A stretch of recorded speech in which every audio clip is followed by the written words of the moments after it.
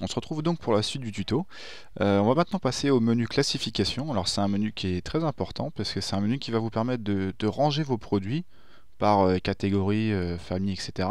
En fonction de ce que vous vendez. Et donc il a son importance parce que vous verrez plus tard que quand vous ferez une analyse, quelle qu'elle soit, hein, que ce soit une analyse de vente ou de stock, enfin peu importe, vous allez pouvoir l'obtenir en fonction de cette classification-là. C'est-à-dire que par exemple si vous souhaitez avoir un résultat de stock mais uniquement sur telle ou telle catégorie, mais de la famille Intel, vous allez pouvoir l'obtenir. Mais pour ça, il faut bien travailler sa classification en amont et bien la construire. Voilà. Alors si j'avais un conseil à vous donner, si je n'en avais qu'un à vous donner, ce serait vraiment de faire quelque chose de synthétique, de pas trop rentrer dans le détail.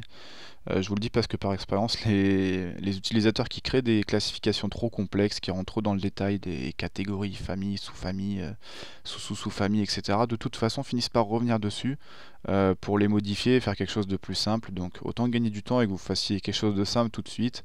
Voilà, donc moi, pour l'exemple, je vais faire une activité classique de vente de produits hommes-femmes, vêtements, chaussures. Donc voilà, juste pour que vous voyez comment ça fonctionne, pour renseigner vos rayons.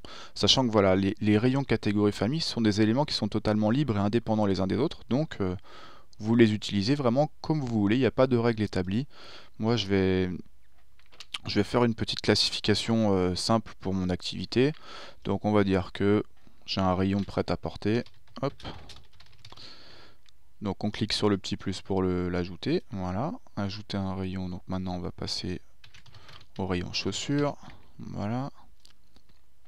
Si vous souhaitez apporter une modification à ce que vous avez créé, vous pouvez cliquer sur le crayon. Vous pouvez venir modifier le champ. Et même si plus tard vous souhaitez le modifier parce que vous souhaitez changer de nom par exemple, ce qui est bien c'est que si vous le changez, ça ira le changer sur tous les produits qui ont été créés avec cet élément là. Donc ça c'est assez pratique. Donc moi je vais continuer, chaussures prêtes à porter.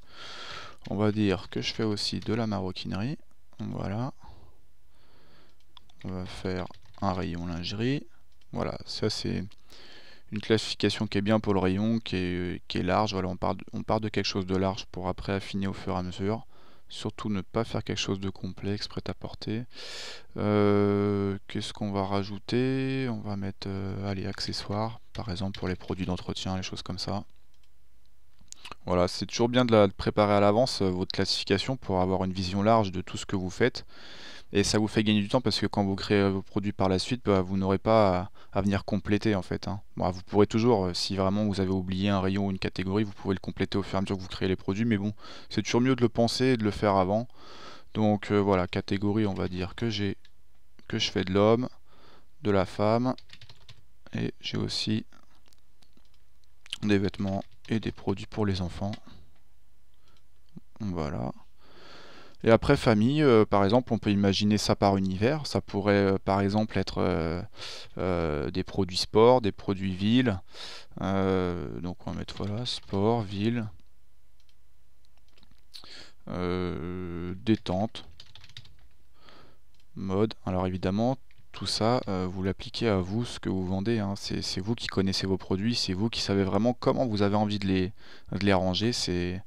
Voilà, c'est vraiment en fonction de vous, vos méthodes de travail, etc. Voilà, donc là je vais rajouter la famille mode.